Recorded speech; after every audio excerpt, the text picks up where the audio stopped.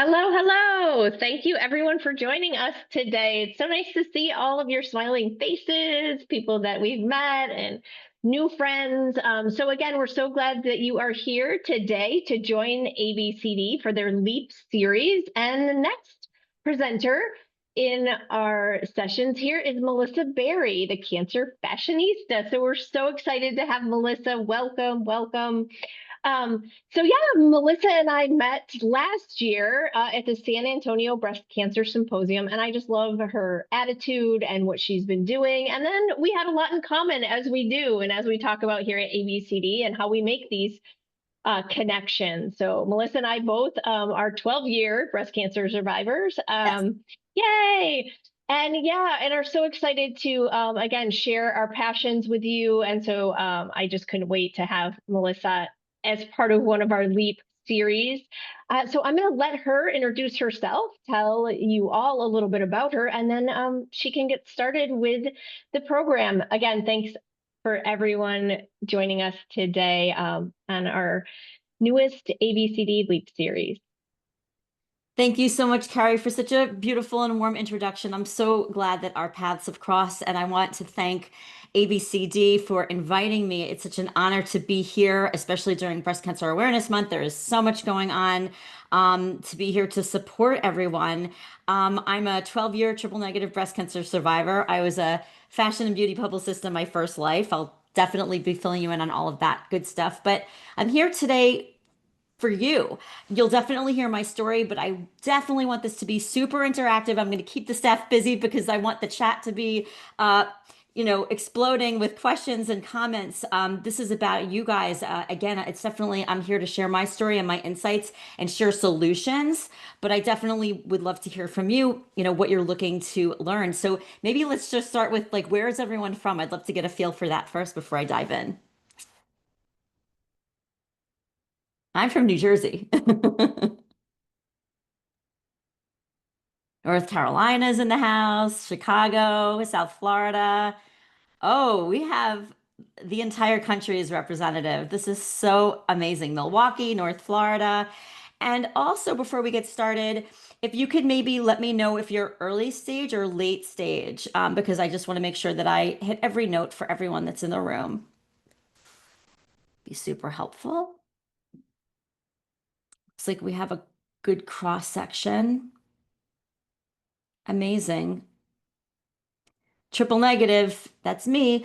So before we get started, I just want to give you guys all like a big hug and a big congratulations for bringing yourself here. Life is busy. Treatment is hard. So just the fact that you registered for this webinar and are here to connect with me and others is a pretty awesome accomplishment. So without further ado, I'm going to share my screen here. And I'm going to put it into the right view. See. See if I can get it into. Does everyone see my entire desktop, or are we good? Let's see. View. I'm going to go into presenter view. That should cover it. Okay. Are we good? Does everyone see the screen? Okay. So this webinar is called Cancer Isn't Beautiful, But You Are. I created this for you guys. This is a tool that I wish I had had when I was first diagnosed with triple negative breast cancer, because I think that, especially being women, something that, cancer can take away from us is our dignity oftentimes. And I'm here to take it back. So, a little bit about me. So my name is Melissa Berry. I'm a 12-year triple negative breast cancer survivor. I was a fashion and beauty publicist in my first life. I have two daughters, 19 and 23. They boss me around a lot. And I'm the founder of Cancer Fashionista, and I'm a full-time breast cancer advocate. Um, there was a lot of breast cancer in my family. I'm from Ashkenazi Jewish descent, and um, I have a story that I'm going to share with you about, how I found out that I was BRCA positive, and the steps that I took to protect myself. How I started Cancer Fashionista. We're also going to talk about body image and intimacy after a breast cancer diagnosis. That is a big one. We're also going to talk about hair loss. losing your lashes and weight changes. So as I'm chatting, maybe if you guys could put into the chat, it would be so helpful to know what you're most interested in hearing about: body image, intimacy. Are you struggling with what to do with, if your hair is falling out, whether it be a wig or hats, or what do I do if my lashes have fallen out? What do I do now that they have fallen out? You can type away, and I'll be sure to address everything during this presentation. I don't even like to call it a presentation. It's our conversation. So as I mentioned, I'm totally a Jersey girl. That is me in high school. I always joke with my friends that I look like John Bon Jovi. I had a spiral perm. I was very proud of that. And I'm sharing this. It's funny, but like I'm sure so many of you love your hair. Like you can throw into the chat as well, like who really loves their hair. I mean, I think that especially as women, we have such an attachment to it, and I think it also goes along with, with our breasts. It kind of makes us feel feminine, like we flip our hair, like when we're fixing our dress, it's, all about how are we looking? How do our breasts look and feel? So, that's always important. So I was definitely a fashionista growing up. I loved playing Barbie. I would play with Barbie for so long that my neck would hurt sometimes, playing in my room. And I just always dreamed about working in the fashion industry. So fast forward, I don't know if you recognize anybody here, but I loved my career being in the fashion and beauty industry. I was a fashion and beauty publicist. So I got to work with the beautiful people, all the fashion people. I would work on fashion shows. I helped book models. At one point, I was even a fashion editor. And I just always loved going to the designer showrooms and, meeting celebrities. It was a lot of work, but it was also a lot of fun. So in this photo, actually, all the way on the left, I'm there with Anna Wintour and Karl Lagerfeld. I was a teeny weeny intern, bringing them to the green room for an event. The middle photo, I don't know if you recognize, is Donna Karan, a very young Donna Karan that I met at an event. And do you have any Sex in the City fans here? You know what? I can't, oh, now I can see the chat. Okay, there we go. Um, Sex in the City. So yes, that's Charlotte, who I got to meet for half a second, and that's just a little bit about my fashion history. And you guys, thank you for weighing in. It looks like, it's funny when I was putting this together, I'm like, Melissa, body image, breasts, hair, is this too much for one session? And I thought, what would I need? Sometimes we need a little bit of everything, and just be sure to ask questions if there's something that I don't cover. Um, like for example, Monique is mentioning that she's got, curly hair. Sorry, that you loved your hair prior to chemo, but now it's curly, and that's like a very, very common situation, and that also happened with me. So we will definitely talk about all of those things. And Sharon, yes, vaginal estrogen, hot, hot, hot, hot topic for sure. So. I don't know about you guys, but when I was told I had breast cancer, I was like, it felt like it was somebody else. As I mentioned, my background is I'm Ashkenazi Jewish descent. There was a lot of breast cancer in my family, and my mom was on my case when I was in my early 30s. She was like, "I want you to get a BRCA test," because she tested positive for BRCA, and I was afraid. I was like, why would I want to know? I don't want to feel like I'm walking around like about to get breast cancer, but thank God I did. My mom definitely saved my life because I did get tested for the BRCA gene. Does anyone here have a strong family history, or does anyone else here have the BRCA gene? Be really interesting to know. BRCA, yep. BRCA 2. I'm BRCA 1. Carrie's BRCA 2. A lot of the BRCA girls are here. So this is a photo of me with my grandma Sylvia, who's no longer with us, who also had breast cancer, but she did not pass away from it, and my beautiful, amazing mom Barbara, who's basically saved my life. And yeah, I found out that I was tested for the BRCA gene at 32, and at 40, I was very closely monitored with MRIs and ultrasounds and clinicals. And at 42, I was just going in for a very routine mammogram. I thought it was going to be very uneventful, but I was told that, first it was actually very, very interesting. The nurse practitioner said, I feel a lump. And I'm like, that's weird because I just had an MRI. Like I really didn't believe her. And then she put a sticker on my left breast, and that's when I knew, oh. So I was brought into another room where I had a mammogram, and actually it didn't show up there. And then they did a couple of deep needle biopsies, and that's how we found it. And it was I was diagnosed with early stage 1 triple negative breast cancer, and I mean, I'm sure you guys can agree to say that it's scary is an understatement. It feels like almost out of body, like it's happening to someone else. I don't know if anybody else can relate to that. So knowing that I was diagnosed with breast cancer, I'm like, okay, I'm a fashion and beauty publicist. I work with, fashion and beauty people every day. How am I gonna go to work not feeling like I look like I have like I have cancer? Because I think we all have like an image in our head of what cancer looks like, and it really scared me. And really, once I knew what my course of treatment was, and that I had a plan, then I thought to myself, how am I don't need to look like a supermodel. I just wanted to look like myself. Um, and as I'm sure many of you have experienced, after going through chemo, losing your hair is pretty traumatic. How many of you guys have lost your hair, or about to lose your hair? I think the thought of losing my hair was actually scarier than actually losing it. And then I found growing it out, I tried to embrace it and have some fun with it because there are so many different cool stages with it. Yeah, a lot. So Sharon, yours came back curly, lost to all. Is there anyone that currently does not have their hair, that like is just now really have just lost it? It does come back. It does come back, like Sharon said, and like with me, it came back super curly and crazy. But what I always try and tell everyone is to sort of embrace the crazy and embrace the different, and really speak with your hairdresser, with your hairstylist about, what you can do to work with the new hair, because sometimes it is like literally styling someone else's hair. Lisa, very cool. So you cold capped and you lost 60%.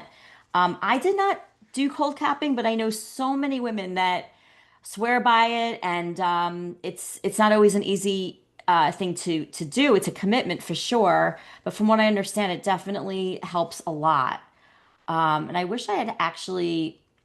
I don't really feel like it was, and this was 12 years ago that I was diagnosed. I don't really feel like it was really presented to me as an option. So if anyone is about to go through chemo, ask your doctor, your oncologist, if cold capping is an option for you, and also find out from your insurance company, because I just learned actually that in the state of New York, among a few other states, I think actually New York was the first state to have insurance reimbursement for cold capping, which is super, super, super cool. Yeah, so losing your hair is a big deal. And I think losing our breasts, and in my case, my nipples, I had a bilateral mastectomy, I had implant reconstruction, and I had nipple reconstruction. And if anybody wants to weigh in there, like if you've lost your nipples, your breasts, we can definitely talk about that. But I know that catching myself in the mirror without nipples was very strange to say the least. And I think in the beginning, I used some temporary nipple tattoos, which I love, which if anyone doesn't know about them, they are amazing. There's actually someone that I just recently interviewed on my podcast called Dear Cancer, I'm Beautiful, called Ziania Beauty, and I could always share it with everyone. Maybe ABCD can share some resources at the end, but she does areola tattooing, like in real life, actual tattooing, but she makes the most realistic areola tattoos that are temporary, that you can wear all the time, or you can say to yourself, "Hey, I wonder if I should get nipple reconstruction. Let me see how this looks." Um, Yes, everyone's interested in temporary. I love Thrive Cosmetics. Oh, Stacy, yes. We're gonna definitely get to that. Yes, and nipples, losing your nipples. definitely we lose our feeling, and makes intimacy definitely pretty challenging. And we're definitely going to talk about that. Just kind of teeing everything up here. Um, so finding your confidence again, that's really hard. I think that after breast cancer, I think it's sort of like it's a reboot. I think we need to get to know ourselves again a little bit. So maybe like let's take a quick moment, and maybe let's stick to the nipple piece and intimacy. Is anyone struggling with this part? I know that I definitely did struggle a lot. Sharon misses her high beams. Oh boy. Yeah, we could probably talk about it's probably a whole webinar about nipples. It is really hard. And you know, I think especially for me, full disclosure, like that was definitely, and not everyone is like can say, oh, that really turned me on. But for me, my nipples were definitely a very central and important part of my sex life, and it took me a while to get used to it. And I think that one of the things that I recommend that I learned to do myself really is, self intimacy and masturbation, and sort of like re connecting with your body and figuring out how to turn yourself on again without that. And it's really hard, but you'd be surprised. Like, you don't have to go from 0 to 100. You don't have to go from like nothing to like, okay, I'm going to use a vibrator and all that. You can also, you can read a steamy novel, you can sex with your partner. Uh, think about like what turns you on and play with it and open yourself up to it, and try to find other ways that feel good. And it's really hard. I'm not going to lie. I am 12 years out and I still miss the nipple sensation. And yes, Clarissa, flat prosthesis are heavy. So, yes, and being flat is a whole other piece that can be really, really super challenging, because now we're not just talking about not having sensation or nipples. We're talking about not having breasts there at all. And I know that I have friends who are flat who have agreed that it's very much the same approach, that you want to try and reconnect with your body before you even connect with a partner again, is to reconnect with yourself, to love yourself first and foremost, and to really reconnect with those feelings and try and like light that fire again. Intercourse is painful. And yes, and Dawn, you're afraid of having intimacy with your affected breast. So, and I'm sorry I'm jumping around here. I just want to like make sure that I address everything. I have a podcast called Dear Cancer, I'm Beautiful. And I launched a series last year, which I'm continuing this year, called Empowered Intimacy, Getting Your Sexy Back After Breast Cancer. You know why? Because of this. Because it's so interesting. We have a room full of like 50 of us. And yes, the hair and the breasts and the beauty, that's all important. But I think something that is really like super, super challenging is the intimacy piece. And that's something that I'm really super passionate about. So for Dawn, I would say, since you're afraid of having intimacy with your affected breasts, I think talk to your partner. I just interviewed someone about this very topic, and she and her partner kind of came up with like zones. Like there are some zones that she didn't, like there are certain parts of her breast she didn't want her partner to touch. So I think communication is so important, and being able to tell your partner and making sure that they're okay with it, that it's nothing personal, but I've had this body change and I don't want you to touch this, but you can touch this. I think that's something that's really, really, really important, above and beyond anything else. Like the first step I would say is to be in touch with yourself and love yourself and know what feels good for you, not for anyone else. And then you can open it up to your partner and let them know where your boundaries are. And look, we don't want to make the whole intimacy piece feel so mechanical or contrived, but if you're afraid that it's going to hurt or you're not comfortable, I think it's always better to talk about these things up front. Um, so Sharon, this is interesting. The vaginal estrogen, your oncologist approved it. Maybe that can help people with painful intercourse. Yes. So for anyone dealing with painful intercourse, that if you research vaginal estrogen, it's very interesting because it's a very controversial topic. A lot of companies have like black boxed the vaginal estrogen because they're afraid that the hormones could, be, for lack of a better word, not good for someone that, has had cancer, or is being treated for cancer. And again, I maybe I didn't mention this in the beginning. Obviously, I'm not offering medical advice. You definitely need to check with your doctor, but advocate for yourself. Ask for the vaginal estrogen because it could be a total game changer. And Stacy, yes, no matter whether you have triple negative or what kind of breast cancer you have, ask your oncologist if you can try it because I know that it has been really, really, really helpful for so many. Lisa. So Lisa said, my husband did not even look at my breasts until 6 months after my bilateral mastectomy. He was very supportive and never made me feel less than beautiful, but he did not want to look at my breasts.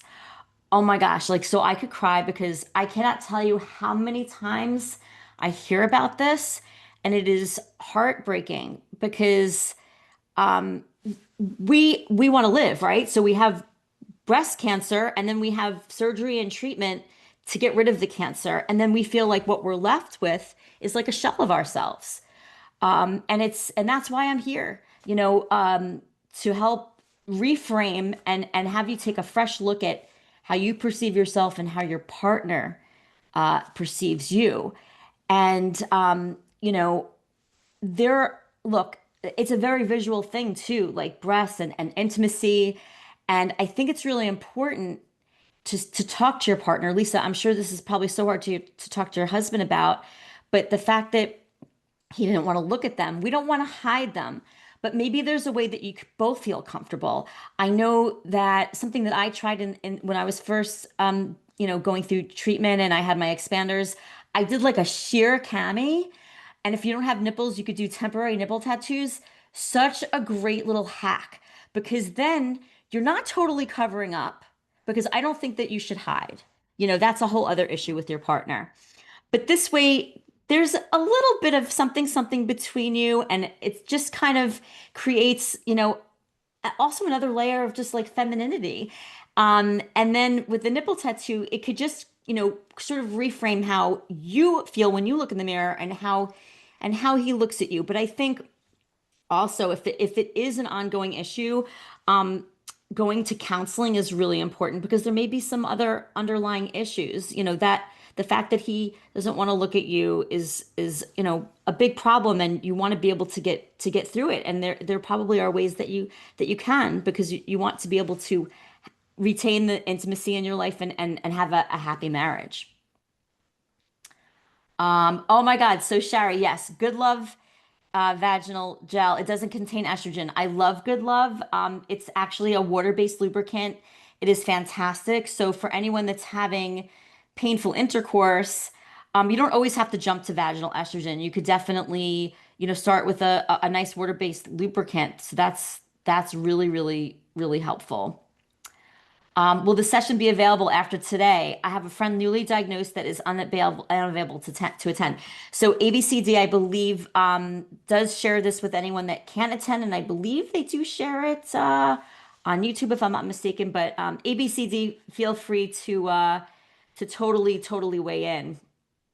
Yeah, Melissa, just so everyone knows, yes, this recording will be sent out to everyone, anyone that registered, as well as the attendees today, along with Melissa's contact information, her social media followings, and her podcast, and any resources that she shares, or any of you share today. So you'll be getting an email with all of that information, and it will be also on our ABCD YouTube page. So feel free to share it with anyone you feel could benefit. Thank you so much, Carrie. That's awesome. And you guys have been amazing. I love that you're also open and vulnerable. And that's what I'm here for. I could sit and talk for an hour about my story, but and again, I'm jumping around, but I want to be able to answer the questions and give you everything that you need. And then also, you can also, a little shameless self promotion, but I do have a lot of resources that are helpful on my Instagram, which is Cancer Fashionista, and then my podcast, which is called Dear Cancer, I'm Beautiful, which is on Spotify and Apple Podcasts. Um, I cover a lot of these topics all the time, so you can always go back and dip in and dip out, for all that information. Um, for me, like I was mentioning earlier, having been a fashion and beauty publicist, I was really frustrated because I was like, I wanted to be able to find all these solutions in one place, right? Like, I thought to myself, where's the vogue of breast cancer? So that's one of the reasons that I advocate today. I'm definitely not curing cancer, but I am helping all of you. I like to consider myself the bridge between life-saving cancer treatment and quality of life. I think quality of life has many different meanings. If you ask your doctor, they may say, "Are you able to get out of bed?" And I'm kind of like, do you feel confident enough to get on a Zoom call with your wig? How do you feel about having sex with your partner? Like quality of life, like we should not be ashamed to go places because we have hair loss. We should not have to give up sex because we're being treated for cancer. And some of us who are late stage are always going to be amidst treatment. So that's really what I'm so passionate about because I suffered so much when I was going through this, and I struggled with my identity and how I looked and how I felt and how I felt with my partner that I just never wanted anyone to ever feel that like that. Um, so that's how I ended up doing what I do is I started a list of all these things that I love. I know someone mentioned Thrive. I absolutely love Thrive, and we can talk about that a little bit as well. And there's so many like amazing solutions and really great inventors out there, and also cancerpreneurs, as I like to call them. Anyone that has had any kind of cancer, specifically breast cancer, that came up with an invention that helps us, I think is pretty awesome. So I also have a blog called Cancer Fashionista.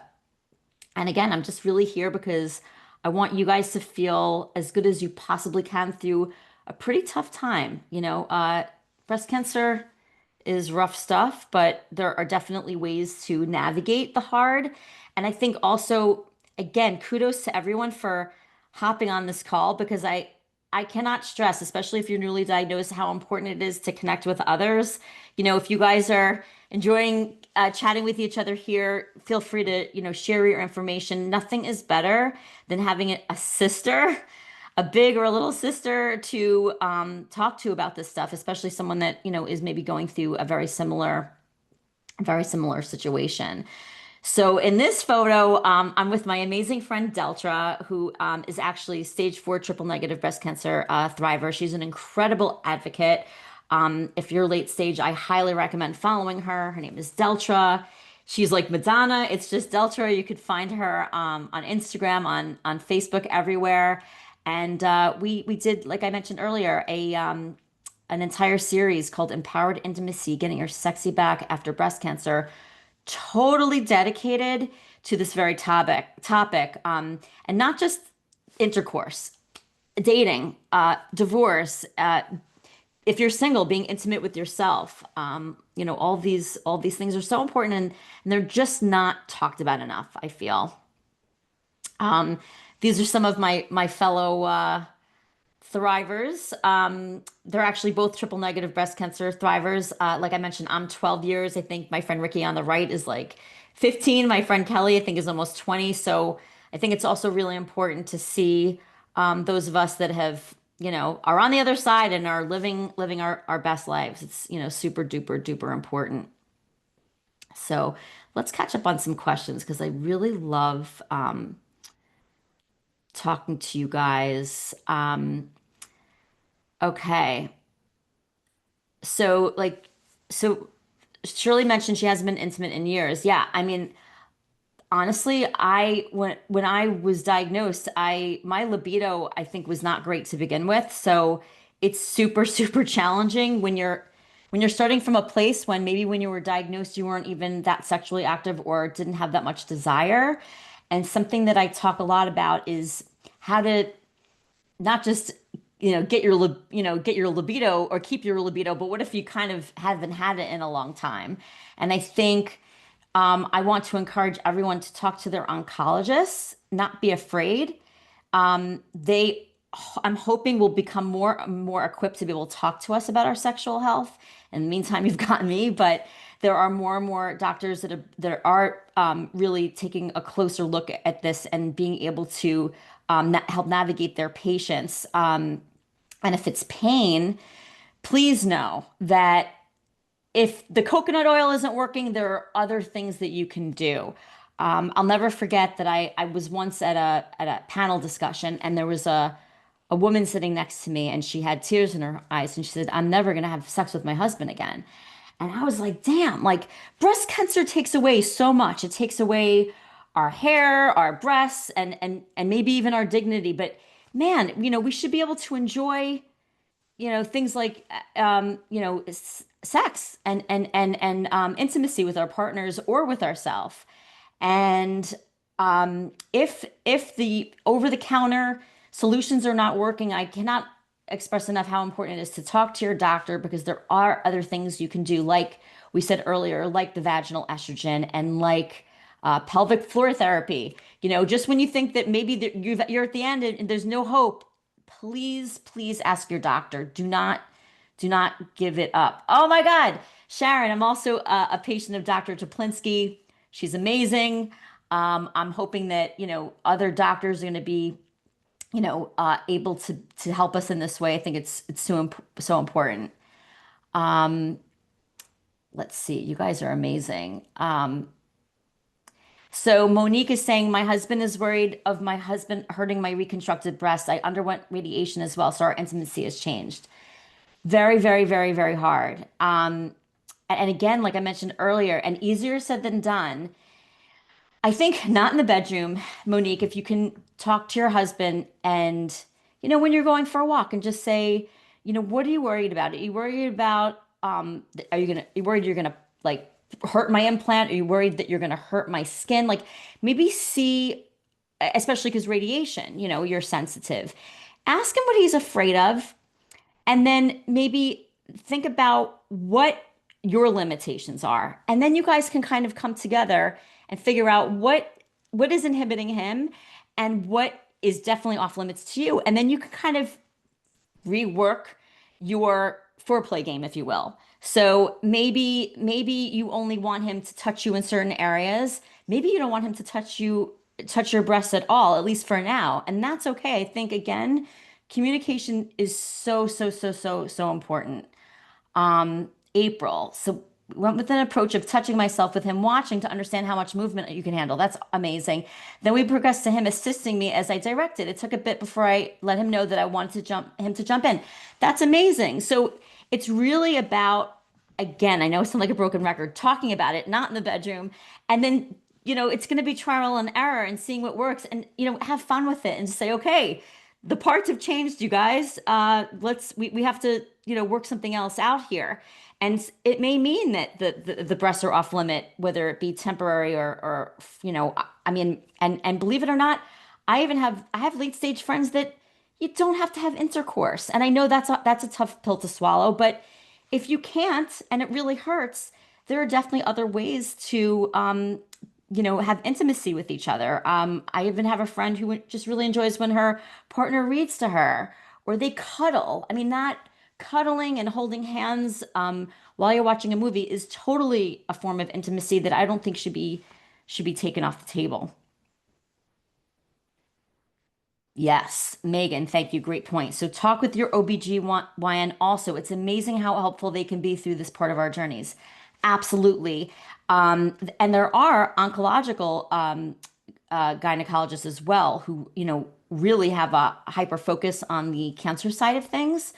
But don't be afraid to talk to your doctors. Like I've always said, they are your consultants. They work for you, you guys. So, um, challenge them and tell them what your issues are. And really, like I know for me, I was embarrassed to even ask about sex when I was in the middle of, chemotherapy. because in the back of my head I thought, well, my doctor's like really just concerned about saving my life. He's probably not going to care that I haven't had sex in 4 weeks, and it's affecting my marriage, or 4 months for that matter. But that's why it's so important to talk about it. So we have like 20 minutes left, and the sex piece is super important. And I definitely am so happy to stay on that.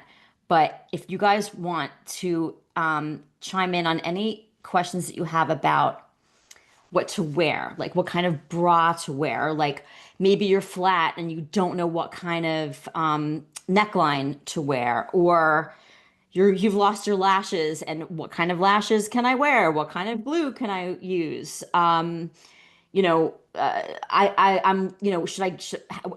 do I do about getting a wig? Should I, get a really expensive one, or should I just go on Amazon? So maybe if you want to toss out some of those kinds of questions, then we can certainly circle back to the sex piece, which obviously I think we need a whole other webinar just about that, because there's a lot to unpack.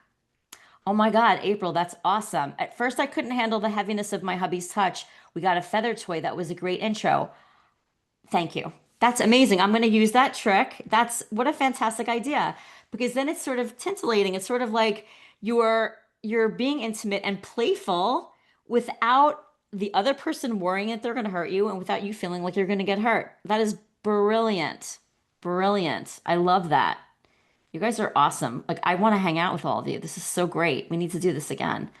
Let's see what we got. Give us info about temporary tattoos. Real ones are so expensive. Yes.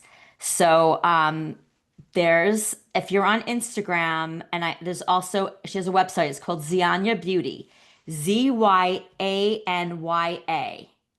She is amazing. So she's an areola tattoo artist who actually was a cosmetic tattoo artist, and her mom had breast cancer and lost her nipples, and she experimented on her mother, and now she's one of those amazing nipple tattoo artists. She operates out of, I believe, Chicago and Los Angeles, but she makes the most amazing temporary tattoos. Not only that, get ready for this, prosthetics. Now, the prosthetic ones are definitely more expensive, but they're incredible. So what I recommend doing is try the temporary nipple tattoos.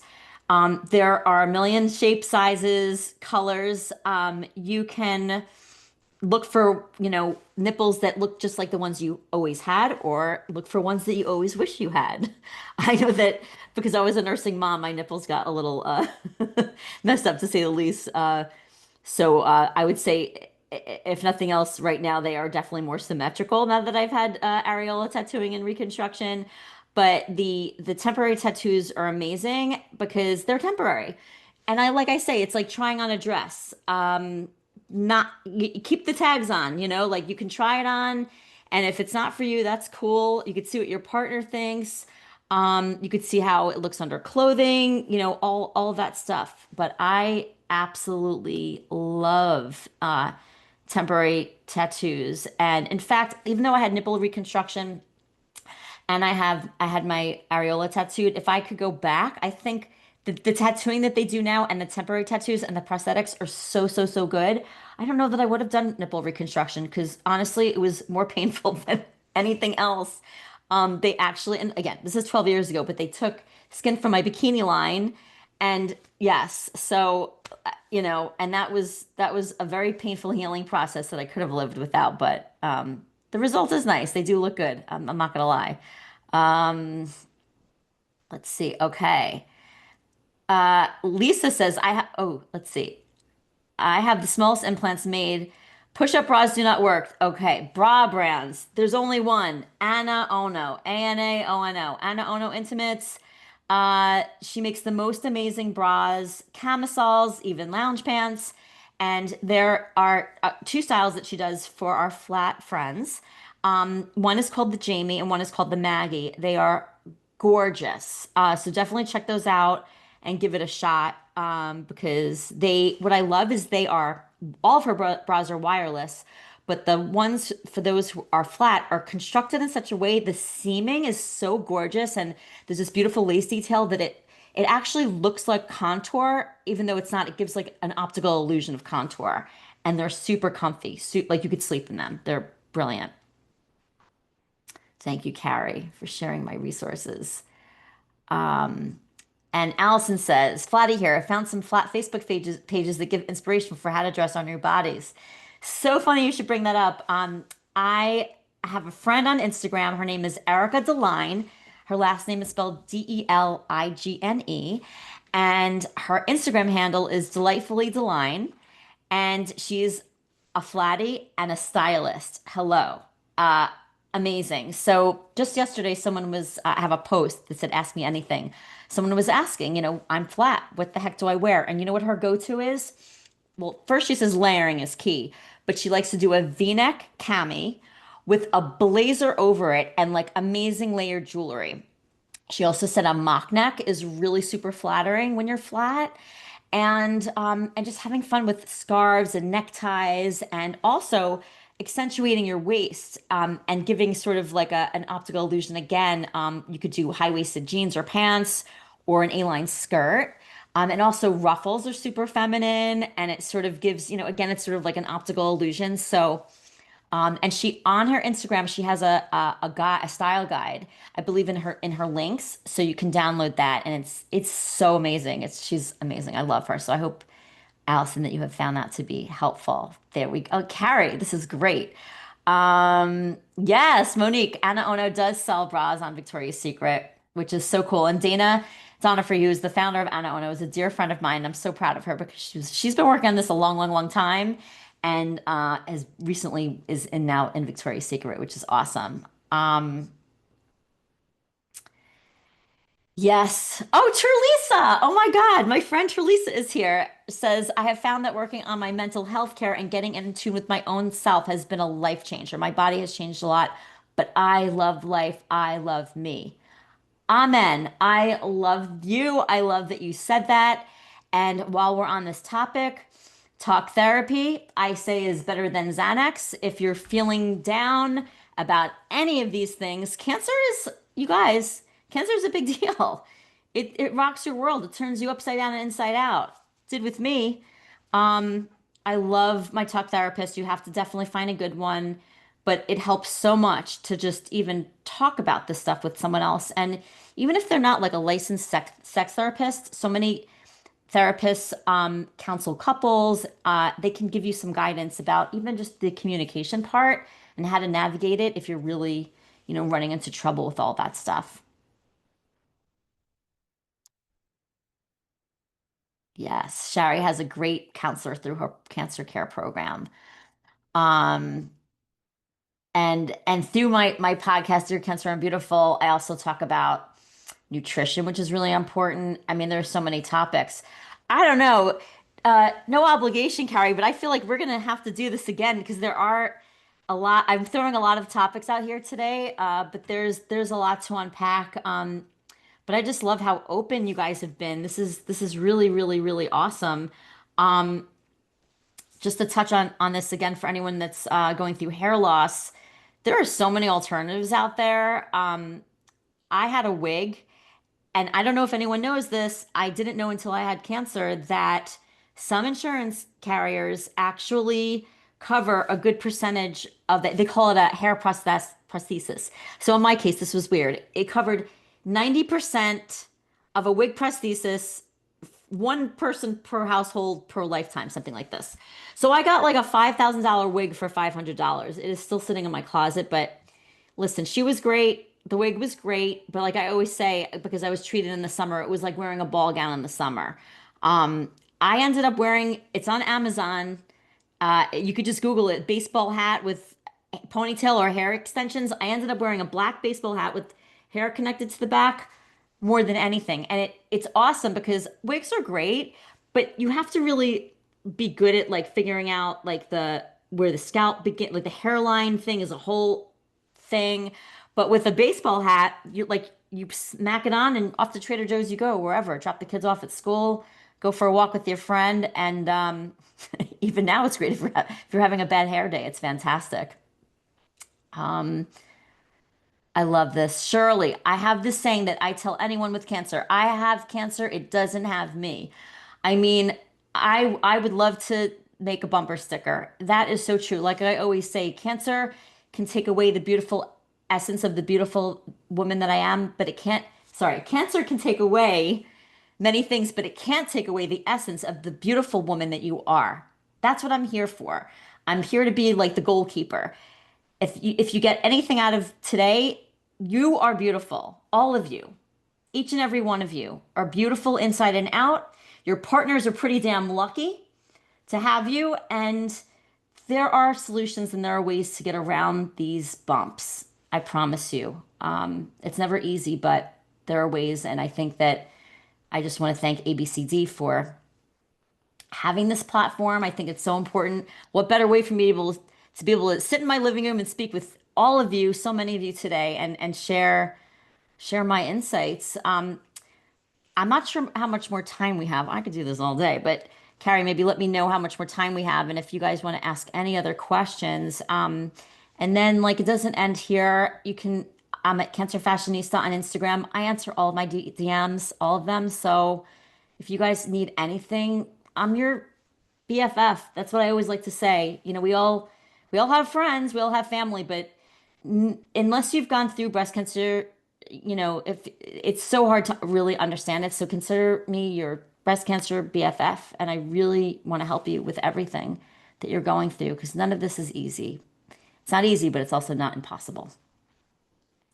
Share all the cancer counselor resources. I have an amazing mentor through ABCD, but I tried Jasper Health for counseling and I'm kind of disappointed. I've heard really great things about Cancer Care also. They're really good. They have more like social workers, but that could also be a good place to try. And ABCD is a wonderful resource. Yeah. Thanks. Yeah, Melissa, we've got about 9 minutes left. So yeah, if people just want to put questions in the chat or other resources or comments, we can just kind of continue our discussion. This has been great and super interactive. And yeah, um, again, we will be sharing all of these resources, all of Melissa's contact information, as well as her podcast and Instagram followings. So please reach out and follow her, like her post, listen to her podcast because they are great and they do cover a lot more of these topics that she's mentioned today, more in depth. So you get definitely those topics that you're looking to really get some more information on and how other people are dealing with it. So again, reaching out to ABCD is great as well. There's nothing like connection. And just echoing what Melissa has said today, we all are in this unique lived experience that none of us really wanted or chose. But now that we're here, so many of us want to help the next person and just really make that connection. And so if you're looking for somebody who is most like you, who is suffering or dealing with things that you'd like to talk about, please reach out to ABCD too, and we can connect you with that peer-to-peer support. But we will be sharing therapy and counseling with licensed therapists and connections like that. And like Melissa said, Cancer Care is great. They have licensed clinical social workers who can get you to therapists if they can't help you themselves. But we will make sure that you guys all get those resources following this presentation. Awesome. Thank you, Carrie. Thank you so much. Yeah. Okay.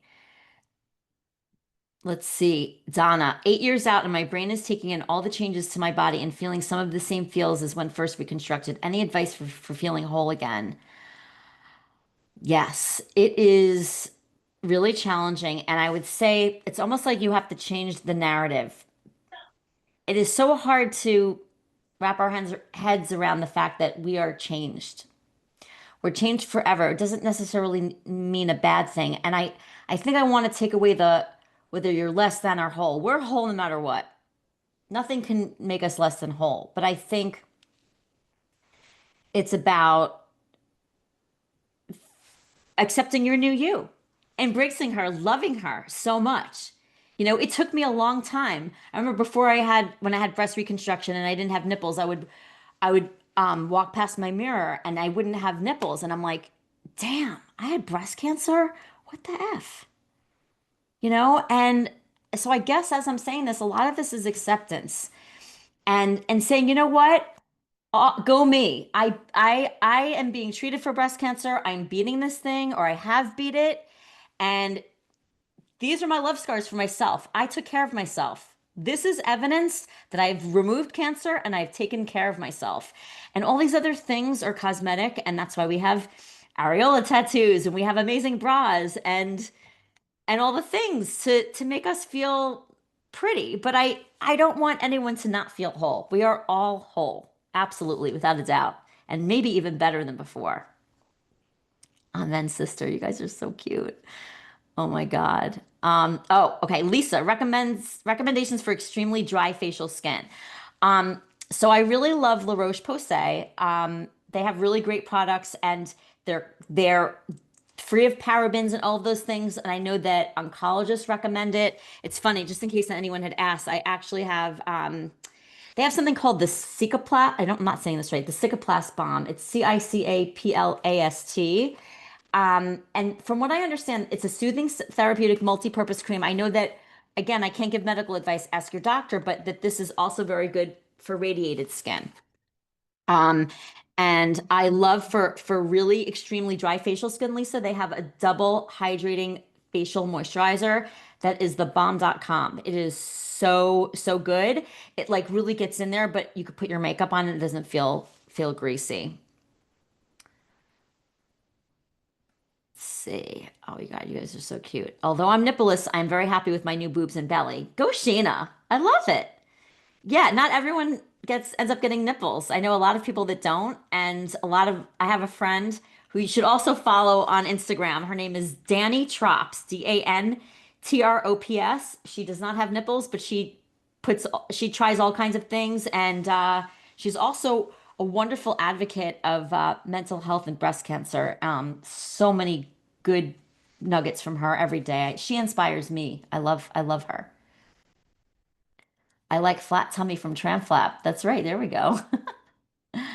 Um, when I was diagnosed, because so Stacy said when I was diagnosed, ABCD did not have any mentors with triple negative breast cancer, so I didn't have a mentor.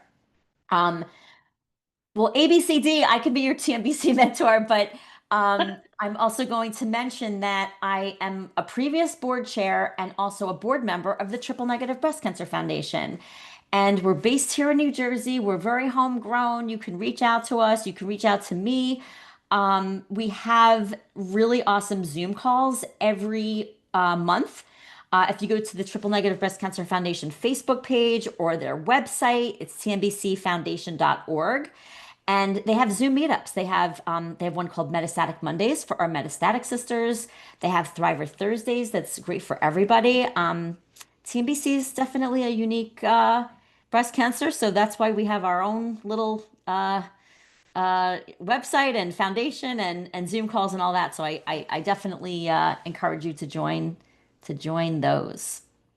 Yeah, and absolutely. I just want to jump in there that we absolutely do now have triple negative breast cancer mentors. But as Melissa mentioned, there's so many great partner organizations, and ABCD really is collaborative. We want to make sure that you get the best mentor or the best resources possible. So we love Triple Negative Breast Cancer Foundation. We love all of the resources associated with people that are dealing with triple negative. So yeah, please reach out to us if you want to talk to somebody. And again, you can reach out to ABCD at any point, whether you're newly diagnosed or it's been 10 or 20 years. We still have things we have to talk about. Like Melissa said, this never ends. And it seems to, different things seem to crop up. So at any point you want to talk to somebody, please reach out to us. But we will be sharing all of those other organizations that are partners with us and ones that even aren't, so that we can make sure that you are all supported the best way that you can. I do want to wrap up now. Like I said, we are going Oh to share. no. I know, boo. We are going to share all this information with you guys. And again, Melissa, thank you for being so gracious to let everyone reach out to you and that you're going to respond to them directly. Like, it's just wonderful. The things that you do and the time commitment is just, it's priceless. So thank you so much for what you do. I do want to thank our sponsors, Eli Lilly and Pfizer. We can't do this type of reach outreach without you guys, and fostering these connections are really our superpower. We all reach out to each other. We all make sure that we are going to feel better, and we support each other in these endeavors. So again, I want to send a huge thank you to Melissa. We are so grateful, and I'm so glad our paths crossed and we'll be lifelong friends. But again, everyone, thank you for joining us today. And look in your inbox for all of the information as far as the recording and resources. And thank you, Carrie, and for ABCD and all of you guys. Like, I want to go to lunch. Like, I'm so sad that this is over. Like, we need to hang out. This is great. Thank you, everyone. And again, I know I tried to pack everything into 1 hour. I talk really fast and I jumped around, but I'm here. This is not the end. Feel free to reach out to me and let me know how I could support all of you. And you're all amazing. And I hope you all have a great day. I love you all. Mwah.